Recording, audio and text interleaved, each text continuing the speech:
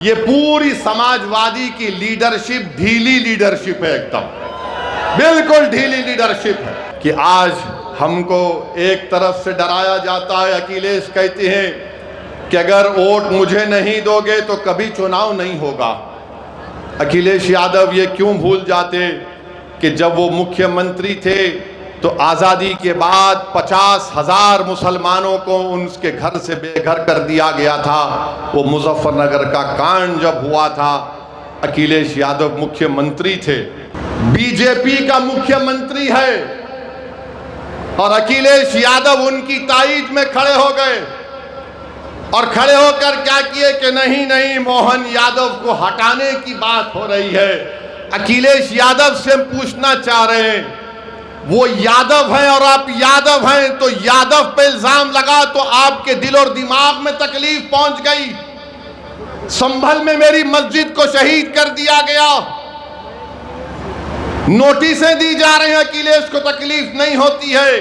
ये समाजवादी पार्टी का पीडीए है कि यादव बीजेपी का होगा तो अखिलेश कूद कर उसकी मदद को जाएंगे। जो यादव नहीं होगा, अखिलेश के पेट में दर्द नहीं होगा। हम भी नहीं चाहते कि दोबारा बीजेपी की सरकार यहां पर बने, मगर याद रखिए, अगर आप ये समझते हैं कि नहीं समझौता नहीं होगा, तुम्हारा काम सिर्फ वोट डालकर अपने घर में जाकर खामोश बैठ जाना, तो मैं उनसे कहना चाहूंगा कि अब वोट डाला जाएगा, मगर वोट नेता बनाने के लिए इस्तेमाल होगा। वोट किसी पार्टी को बचाने के लिए नहीं इस्तेमाल किया जाएगा। और ये बीजेपी आरएसएस वालों से हम पूछना चाह रहे हैं, ये चंपक आपका लाडला है या नहीं है, बताओ हमको। और हमको बोलते ये पाकिस्तानी है, ये जिहादी है, ये बांग्लादेशी है। तो ये राम माधव जाकर पाकिस्तान से ट्रैक टू डिप्लोमेसी कैसा कर रहे हैं आरएसएस के? वो पाकिस्तान जिसने पहलगाम में भारत के 26 लोगों को गोली मार दी थी, वो पाकिस्तान जिसकी सपोर्ट पर दिल्ली में लाल किले पर सुसाइड बॉम्ब के जरिए 50 लोगों की मौत हुई, जिसमें हिंदू मुसलमान मारे गए। बोलो बीजेपी वालों, बोलो भारत के प्रधानमंत्री कैसे राम माधव जाकर बात कर रहे हैं? अगर बात करने वाले का नाम राम माधव जो आरएसएस के नहीं होता, ओवैसी होता, तो टीवी वाले आसमान को सर पे उठा लेते थे। कैसा तुम पाकिस्तान से बात करे? अरे हमको पाकिस्तान से क्या लेना देना। क्या उत्तर प्रदेश में मुसलमानों की राजनीति एक नए मोड़ पर पहुंच चुकी है? क्या 2027 के विधानसभा चुनाव से पहले मुस्लिम वोटों की सबसे बड़ी लड़ाई बीजेपी और समाजवादी पार्टी के बीच नहीं, बल्कि समाजवादी पार्टी और AIMIM के बीच होने जा रही है? और क्या असदुद्दीन ओवैसी ने अखिलेश यादव को अब तक की सबसे बड़ी राजनीतिक चुनौती दी है? नमस्कार, मैं हूं हैदर अब्बास नकवी और आप देख रहे हैं द स्वतंत्र। उत्तर प्रदेश के बिजनौर से एक ऐसी राजनीतिक आवाज उठी जिसने 2027 के चुनावी समीकरणों को लेकर नई बहस छेड़ दी है। AIMIM प्रमुख असदुद्दीन ओवैसी ने समाजवादी पार्टी और उसके अध्यक्ष अखिलेश यादव पर बेहद तीखा हमला बोला। उन्होंने दावा किया समाजवादी पार्टी अब समाजवाद नहीं बल्कि यादववाद की राजनीति कर रही है। ओवैसी ने कहा कि समाजवादी पार्टी मुसलमानों और दलितों के वोट तो लेती है, लेकिन उनके मुद्दों पर खामोश रहती है। उनका आरोप था पार्टी केवल बीजेपी का डर दिखाकर चुनाव जीतना चाहती है। मेरे भाई याद रखिए, अब आपकी जिम्मेदारी है कि आप मुत्तहिदा तौर पर अपने वोट का सही इस्तेमाल करें। यहां पर आपने देखा कि 3 मर्तबा आपने समाजवादी पार्टी के तस्लीम साहब को आपने तस्लीम किया। तस्लीम साहब को आपने तस्लीम किया, मगर ये ऐसे तस्लीम साहब हैं जिन्होंने नजीबाबाद की जनता को तस्लीम नहीं किया, मुस्तरद किया। हम साल में 2 मर्तबा चांद देखकर हमारे उलमा ईद का ऐलान करते हैं। ये ऐसा चांद है जो 5 साल में एक मर्तबा नजर आता है। और आपने बीजेपी के डर से उनको वोट दिया, तो तस्लीम साहब ने समझ लिया कि मुझे नजीबाबाद में कुछ काम करने की जरूरत नहीं है। मैं बीजेपी का नाम लेके डराऊंगा तो लोग मुझे तस्लीम कर लेंगे। सुन लो तस्लीम साहब, अब नजीबाबाद की जनता मजलिस इत्तेहादुल मुस्लिमीन को तस्लीम करेगी और कबूल करेगी, क्योंकि आपने तो कोई काम ही नहीं किया। आपसे कहा गया रोड का काम करवाओ तो आपने कह दिया मैंने रोड के काम को रुका दिया। आपने कहा कि मैंने रोड के काम को रुका दिया। गवर्नमेंट गर्ल्स का इंटर कॉलेज नहीं है, मेडिकल कॉलेज मंजूर हुआ, तस्लीम साहब सोते रहे, वो कॉलेज कहीं और चला गया। एक बाईपास जो आजाद चौक झंडा चौक से हरिद्वार तक जाता है, इन्होंने कहा कि मैंने इसके काम को रुकवा दिया। क्यों रुकवाया भाई? आपके पेट में दर्द हो रहा था तस्लीम साहब जो आपने इस काम को रुका दिया। कोई विधायक ऐसा भी होता है कि काम को रुका देगा, मगर तस्लीम साहब को लगता है कि भाजपा का डर दिखाओ और इन लोगों को वोट हासिल कर लो। अब आप जानते हैं कि नजीबाबाद में विकास शहर में कोई नहीं हुआ। ये पूरी समाजवादी की लीडरशिप ढीली लीडरशिप है, एकदम बिल्कुल ढीली लीडरशिप है। मैं आपसे अपील कर रहा हूं कि नजीबाबाद और बिजनौर जिले के विकास के लिए आने वाले विधानसभा में आप मजलिस इत्तेहादुल मुस्लिमीन को वोट दीजिए। नजीबाबाद उत्तर प्रदेश से सीधा हमला बोला ओवैसी ने समाजवादी पार्टी के 3 बार के विधायक तस्लीम अहमद का नाम लेते हुए कहा कि नजीबाबाद में विकास के नाम पर कुछ नहीं हुआ। उन्होंने आरोप लगाया कि जनता को सिर्फ बीजेपी का डर दिखाकर वोट मांगे जाते हैं। ओवैसी ने लोगों से अपील करते हुए कहा कि अगर बीजेपी को हराना है तो AIMIM को मजबूत करना होगा। अखिलेश यादव पर सबसे बड़ा आरोप। अपने भाषण में ओवैसी ने अखिलेश यादव के मशहूर PDA यानी पिछड़ा, दलित और अल्पसंख्यक के नारे पर भी सवाल उठाए। उन्होंने कहा कि अगर सच में PDA की राजनीति होती तो मुसलमानों और दलितों की आवाज हर मुद्दे पर उठाई जाती, लेकिन ऐसा नहीं हो रहा। ओवैसी ने आरोप लगाया कि अखिलेश यादव मुसलमानों को यह कहकर वोट मांगते हैं कि अगर समाजवादी पार्टी नहीं जीती तो लोकतंत्र खत्म हो जाएगा। उनका कहना था कि डर की राजनीति अब ज्यादा दिन नहीं चलने वाली। कि आज हमको एक तरफ से डराया जाता है। अखिलेश कहते हैं कि अगर वोट मुझे नहीं दोगे तो कभी चुनाव नहीं होगा। अखिलेश यादव ये क्यों भूल जाते कि जब वो मुख्यमंत्री थे तो आज़ादी के बाद 50,000 मुसलमानों को उनके घर से बेघर कर दिया गया था। वो मुजफ्फरनगर का कांड जब हुआ था, अखिलेश यादव मुख्यमंत्री थे। उन्हीं के उस गलतियों की बिना पर आज हम देखते हैं कि बीजेपी इख्तिदार पर आकर बैठ गई और बोलते हैं कि चुनाव नहीं होगा। यही बात ममता बनर्जी ने कही थी बंगाल में, मगर आपने देख लिया क्या हुआ। मेरे अजीज दोस्तों और बुजुर्गों, मेरी आपसे अपील है कि जो एक तरफ डरा रहे हैं और दूसरी तरफ हमसे कहा जा रहा है कि तुमको ऐसी सजा देंगे कि तुम्हारी पीढ़ियां याद रखेंगे, हम इनसे पूछना चाहते हैं पहले अखिलेश यादव से। और अखिलेश यादव की पार्टी में एक साहब ने हमको मोहन भगवत से मिला दिया, मोहन भगवत से हमको मिला दिया। खैर, उसका भी जवाब देता हूं। याद रखो, तुम जो कुछ बोलोगे मैं हर एक का जवाब दूंगा। कोई माइका लाल पैदा नहीं हुआ जो मेरी जबान को रोक सके। संविधान और जमहूरियत के दायरे में रहकर बोल रहा हूं। जी हाँ, जिक्र मुजफ्फरनगर दंगों का भी हुआ और उसकी याद की। ओवैसी ने 2013 के मुजफ्फरनगर दंगों का जिक्र करते हुए कहा, जब उत्तर प्रदेश में समाजवादी पार्टी की सरकार थी तब हजारों मुस्लिम परिवारों को अपने घर छोड़ने पड़े। उन्होंने दावा किया कि करीब 50,000 मुसलमान विस्थापित हुए और उन्हीं घटनाओं के बाद बीजेपी सत्ता तक पहुंची। ओवैसी का सवाल था, अगर उस समय सरकार मुसलमानों की रक्षा नहीं कर सकी तो आज समाजवादी पार्टी किस नैतिक आधार पर मुस्लिम वोट मांग रही है? समाजवाद नहीं, यादववाद। अपने भाषण में सबसे चर्चित हिस्सा तब आया जब ओवैसी ने कहा यह समाजवाद नहीं, ये सिर्फ यादववाद की राजनीति है। उन्होंने मध्य प्रदेश के मुख्यमंत्री मोहन यादव का उदाहरण देते हुए आरोप लगाया कि अखिलेश यादव जातीय पहचान के आधार पर राजनीति करते हैं।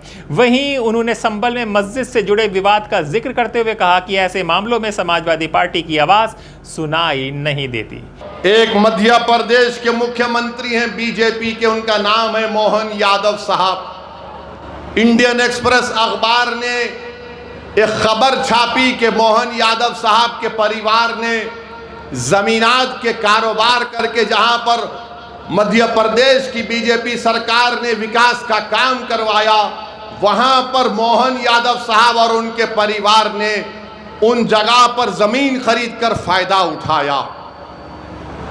बीजेपी का मुख्यमंत्री है और अखिलेश यादव उनकी ताईद में खड़े हो गए और खड़े होकर क्या किए कि नहीं नहीं, मोहन यादव को हटाने की बात हो रही है।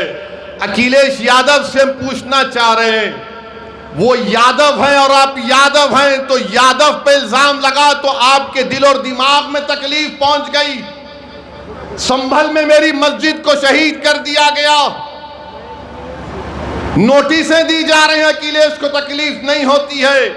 ये समाजवादी पार्टी का पीडीए है कि यादव बीजेपी का होगा तो अखिलेश कूद कर उसकी मदद को जाएंगे, जो यादव नहीं होगा अखिलेश के पेट में दर्द नहीं होगा। और आप मुझे कहते हैं कि मोहन भगवत से मिलाते हैं। अरे नादानो, तुम्हारे नेता को तुम जाकर पूछो कि बीजेपी के मुख्यमंत्री से तुम्हारे नेता को इतनी मोहब्बत क्यों है, बताओ मुझे। किस लिए मोहब्बत है बताओ। मोहब्बत की बुनियाद जात है और मैं तुम्हारे लिए पुकार रहा हूं, लड़ रहा हूं। ना मैं जात देख रहा हूं ना कुछ देख रहा हूं, मैं कह रहा हूं मजलूम है तो इंसाफ मिलना चाहिए। ये अखिलेश की सियासत है कि यादव बीजेपी का होगा तो मैं उसके लिए आवाज उठाऊंगा। ये पीडीए का असली चेहरा है आपके सामने। तो मेरे अजीज दोस्तों और बुजुर्गों, जो लोग हमको मोहन भगवत से मिलाते हैं, अब जाकर तुम्हारे नेता से पूछो।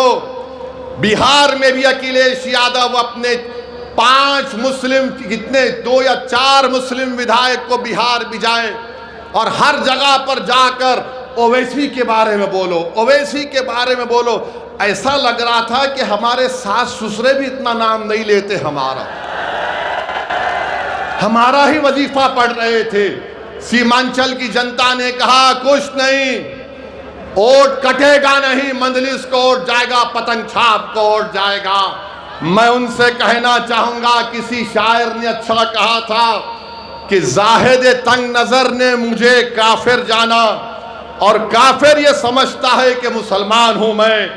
ऐ चश्मे उदू मुझको हिकारत सा ना देख, जिस पे कुदरत को नाज है वो इंसान हूं मैं।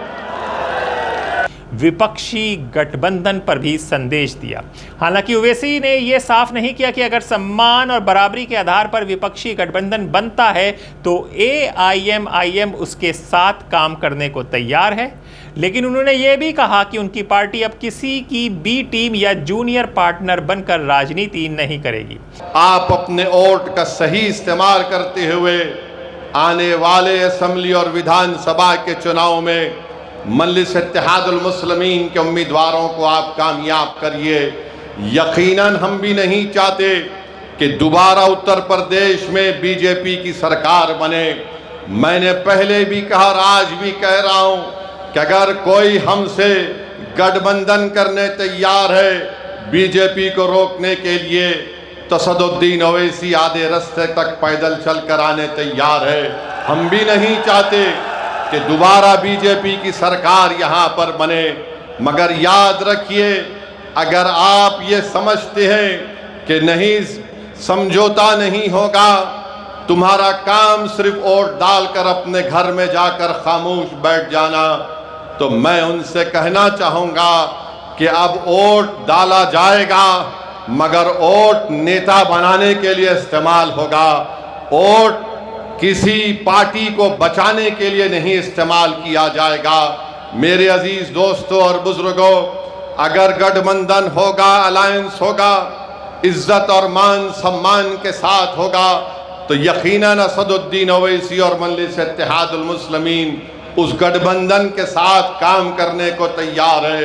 हम पूरी कोशिश करने तैयार है कि दोबारा भाजपा की सरकार उत्तर प्रदेश में ना बने। मगर अगर आप ये समझते हैं कि हमारा काम सिर्फ दरी बिछाना है, तो याद रखो अब कोई दरी नहीं बिछाएगा। अब दरी बिछाने के दिन खत्म हो चुके हैं। चाहे वो नौजवान हो, चाहे वो बुजुर्ग हो, यह हमारी इज्जतदार माँ और बहनें हैं, वो इस बात को महसूस कर लिए हैं कि अब दरी नहीं बिछाएगी, अब हक की और मान सम्मान की लड़ाई होगी।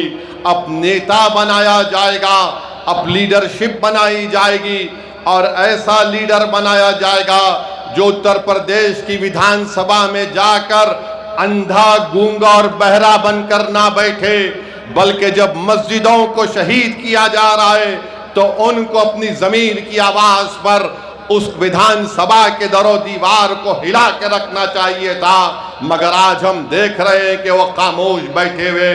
तो मेरे अजीज दोस्तों और बुजुर्गों, मेरी आपसे अपील है कि याद रखिए, नेता आपको बनना है। ओवैसी हैदराबाद से निकलकर यहाँ पर बिजनौर में और नजीबाबाद में इसलिए नहीं आया कि मैं अपनी तकरीर के जरिए तुमसे वाह वाह हासिल करूं। मैं आया हूं और आता रहूंगा इंशाअल्लाह ताला। अल्लाह जब तक मुझे जिंदा रखेगा, मेरी जिंदगी का मकसद एक ही है कि भारत के कोने कोने में मुसलमानों का नेता बने, जो बनेगा इंशाअल्लाह ताला। जो कोई नाम निहाद सेकुलर पार्टी नहीं चाहती। बीजेपी तो मुसलमान को टिकट भी नहीं देती, और ये जो अपने आप को सेकुलर कहती हैं, ये किसी को टिकट देती हैं तो किसी को टिकट देकर गुलाम बनाने के लिए देती है। मजलिस आपसे कह रही है कि तुम गुलाम नहीं बनोगे, तुम कायद बनोगे, तुम हुक्मरान बनोगे, तुम गरीबों की आवाज बनोगे, तुम मजलूमों की ताकत बनोगे। ये मजलिस इत्तेहादुल मुस्लिमीन का पैगाम है। मेरे अजीज दोस्तों और बुजुर्गों, मैं आपसे अपील कर रहा हूं कि आपने सबको आजमा लिया, मगर आप देखते ये हैं कि कोई फिरका परस्ती को रोक नहीं पा रहा है। आखिर कब तक हम सिर्फ वोट डालने वाले बनकर रहेंगे? याद रखिए, जमहूरियत लोकशाही में अगर आप वोटर बनकर रहेंगे तो आपके मसाइल हल नहीं होंगे, आपके महल्लों में और गांव में विकास का काम नहीं होगा। अगर आप शहरी बनेंगे, हुकूक के साथ शहरी बनेंगे, तो हमारे बच्चों का मुस्तकबिल अच्छा होगा। बीजेपी पर भी निशाना साधा ओवैसी ने। सिर्फ समाजवादी पार्टी नहीं, ओवैसी ने बीजेपी सरकार को भी घेरा। मुख्यमंत्री योगी आदित्यनाथ का नाम लिए बगैर उन्होंने बाबा कहकर संबोधित किया और सरकार के विकास के दावों पर सवाल उठाए। उन्होंने आरोप लगाया कि जिस एथनॉल फैक्ट्री का उद्घाटन बड़े दावों के साथ किया गया था, वो लंबे समय से बंद पड़ी है। बाबा ने आकर कहा था यहाँ पर कि इंटीग्रेटेड एथनॉल प्रोडक्शन का 2017 में फैक्ट्री का संग बुनियाद रखा, 56 करोड़ रुपये खर्चा किए और कहा कि 40,000 लीटर एथेनॉल हर दिन में बनेगा। मार्च 2024 से फैक्ट्री बंद है। बाबा को फिक्र ही नहीं है। मगर बाबा से पूछो तो बाबा बोलेंगे, अगर कोई रोड पर आकर, सड़कों पे आकर गुंडागर्दी करेगा तो बर्दाश्त नहीं किया जाएगा। ऐसे करने वालों के साथ पीढ़ियों तक इसका परिणाम भुगतना पड़ेगा। अयोध्या के राम मंदिर के चंदे को लेकर उठे विवाद का जिक्र करते हुए ओवैसी ने आरोप लगाया कि जिम्मेदार लोगों को बचाया जा रहा है। और आज हम आ रहे थे तो जहां पर हम होटल में ठहरे, मीडिया के लोगों ने हमसे पूछा कुछ बोल दीजिए। हमने कहा क्या सवाल है तुम्हारा? तो कहा वो चंदा चोरी पे कुछ बोल दीजिए, चंदा चोरी पे कुछ बोल दीजिए। मुझे याद है कि सुप्रीम कोर्ट ने अपने जजमेंट में कहा था कि 6 दिसंबर 1992 को जो हुआ वो एग्रेगियस एक्ट है। ये सुप्रीम कोर्ट ने कहा था। अब मुझसे पूछा गया कि बताओ आप इस पर आप क्या कहेंगे, तो मैंने इतना ही कहा, अगर ट्रस्ट में गलती हो गई, उस ट्रस्ट में एक मुसलमान को तुम मेंबर बना लेते और बाद में जब ये घोटाला सामने आया तुम उस मुसलमान को ले जाकर एनकाउंटर कर देते, बुलडोजर से उसका घर तोड़ देते, केस क्लोज्ड। चंपक तो मजे में है, चंपक अभी पूरे चंपक मजे में है। आप बताइए क्या हो रहा है, ये क्या हो रहा है बताइए आप। किसका घर नहीं तोड़ा जा रहा है? जिनको गिरफ्तार किया गया उनको पुलिस कस्टडी भी नहीं ली जाती। अब शायद आज के बाद, मेरे बोलने के बाद शायद कल पुलिस कस्टडी ले लेंगे।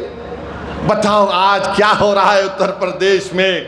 मेरे अजीज दोस्तों और बुजुर्गों, हम आपसे अपील कर रहे हैं कि अपने इत्तेहाद को मजबूत करिए।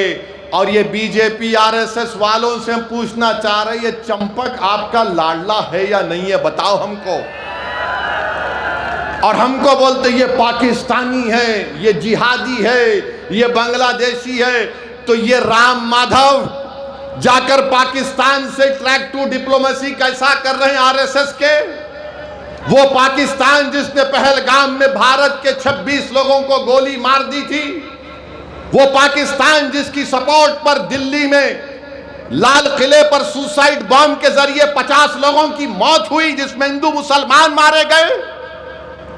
बोलो बीजेपी वालों, बोलो भारत के प्रधानमंत्री कैसे राम माधव जाकर बात कर रहे हैं। अगर बात करने वाले का नाम राम माधव जो आरएसएस के नहीं होता, ओवैसी होता, तो टीवी वाले आसमान को सर पे उठा लेते थे। कैसा तुम पाकिस्तान से बात करें? अरे हमको पाकिस्तान से क्या लेना देना।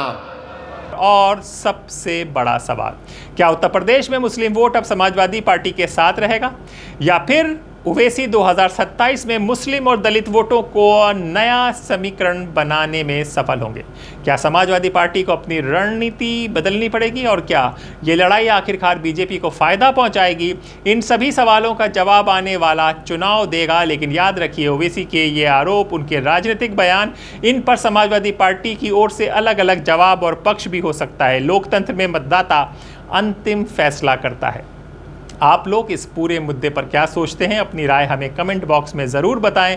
अगर आपको हमारा ये प्रोग्राम पसंद आया हो तो वीडियो को लाइक करें, शेयर करें, चैनल को सब्सक्राइब करें, बेल आइकन को ज़रूर बताएं और यूपी 2027 चुनाव की हर अंदर की खबर के लिए दा स्वतंत्र के साथ बने रहें। दा स्वतंत्र।